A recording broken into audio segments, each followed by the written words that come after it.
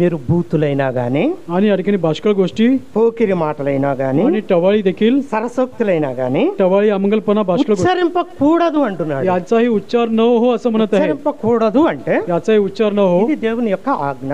आणि ही परमेश्वराची ఇది आज्ञा आहे చేయకూడదు आणि అంటున్నాడు. हे करू नये. ఇది చేయకూడదు అన్నప్పుడు మనం చేయకుండా आणि ఉండాలి. हे करू नये म्हटलं की करू नये. బూతులు మన నోట రాకూడదు. आणि या ठिकाणी आपल्यातून भाषकळ गोष्टी సరసోక్తులు మన నోట రాకూడదు. टवाळी असू नये దుర్భాషలు మన నోట రాకూడదు. आणि वाईट भाषण आपल्या मुखी निघू పోకిరి नये మాటలు మన నోట రాకూడదు. आणि टवाळी करू नये. ఇవి మీకు తగవు అంటున్నాడు. आणि हे उचित नाही.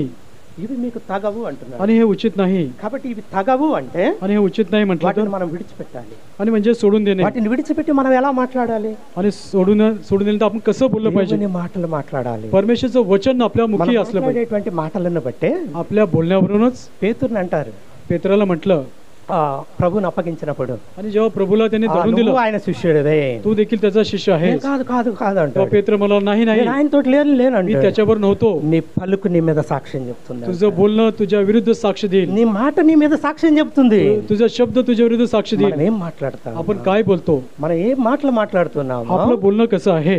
దేవుని దగ్గర మనం నిలబడాలి. आणि एक दिवशी आपल्याला त्या प्रभू మన समोर మాటలు थांबायचं. ఎలా ఉన్నాయి? तर आपलं बोलणं कसं आहे. రూత్ ఏమంటూ ఉన్నది? रूत काय म्हणते. రూతు గ్రంథము रूत पुस्तक 2వ అధ్యాయము रूत पुस्तक 2रा अध्याय 13వ వచనంలో మనం చూసినప్పుడు रूत पुस्तक 2रा अध्याय 13 वचन पाहिलं तर నా యందు ప్రేమ కలిగి మాట్లాడితివి అంటూ. आणि माझ्याशी तू प्रीतीने बोललास.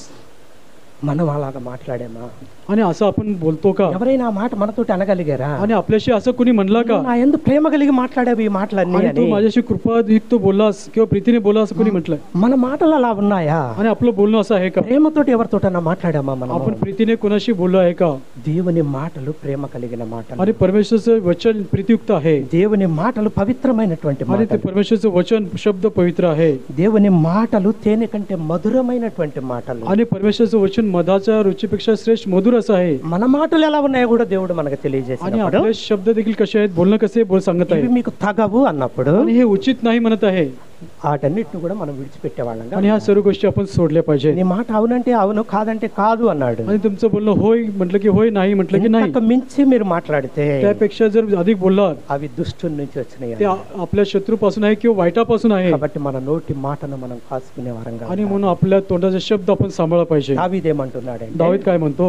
మాట నా నోట రాక మునిపే आणि शब्द माझ्या मुखातून निघण्यापूर्वी అది నువ్వు ఎరిగినటువంటి దేవుడు आणि అంటున్నాడు. माझ्या मुखातून निघण्यापूर्वी तू जाणतोस. మనం ఏం మాట్లాడుతున్నామో तू काय बोलतोस దేవునికి తెలుసు.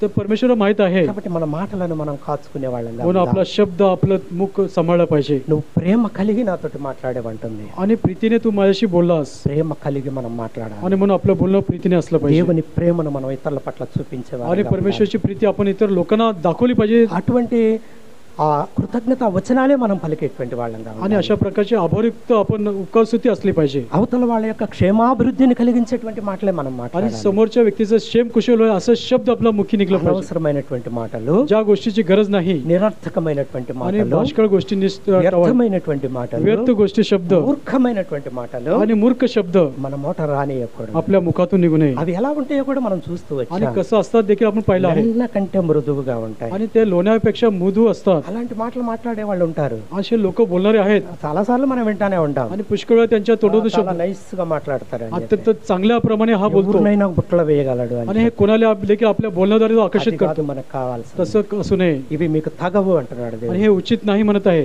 ఆ రీతిగా మనల్ని మనం సరి చేసుకుందాం. म्हणून आपण आपल्या जीवन नीटनेटकं మన करू. మాటలను మనం సరి చేసుకుందాం. आपले बोलणं नीटनेटकं करूया. దేవుని సన్నిధిలో మనం आणि నిలవబడ్డప్పుడు परमेश्वराच्या सानिध्यात उभं राहिल्यानंतर ఆ మాట ఒక్కసారి మనం చూసుకుందాం. आणि एकदा आपण पाहूया. ప్రసంగి గ్రంథం उपदेशक पुस्तक 5వ అధ్యాయం. उपदेशक 5वा अध्याय. ప్రసంగి గ్రంథము 5వ అధ్యాయము उपदेशक पुस्तक 5वा अध्याय 2వ వచనం. त्याचं दुसरं वचन. ప్రసంగి గ్రంథము 5వ అధ్యాయం 2వ వచనం. उपदेशक पुस्तक 5 ते 2 वचन. నీవు దేవుని సన్నిధిని అనాలోచనగా పలుకుటకు నీ बोलण्याची హృదయమును घाई करू नका. త్వరపడనీయక, तोंडात करण्याचा నీ నోటిని కాచుకోము. देव स्वर्गात దేవుడు आहे ఆకాశంలో आणि तू ఉన్నాడు, पृथ्वी आहेस నీవు म्हणून భూమి మీద त्याचे ఉన్నావు. बोलणे కావున నీ अल्प असावे. మాటలు अल्प असावे. కొద్దిగా ఉండవలెను. या ठिकाणी बोलणे अल्प असावे. దేవుడి కొద్ది మాటలను దీవించునుగా. परमेश्वर वाचलेल्या वचनाला आशीर्वाद करू.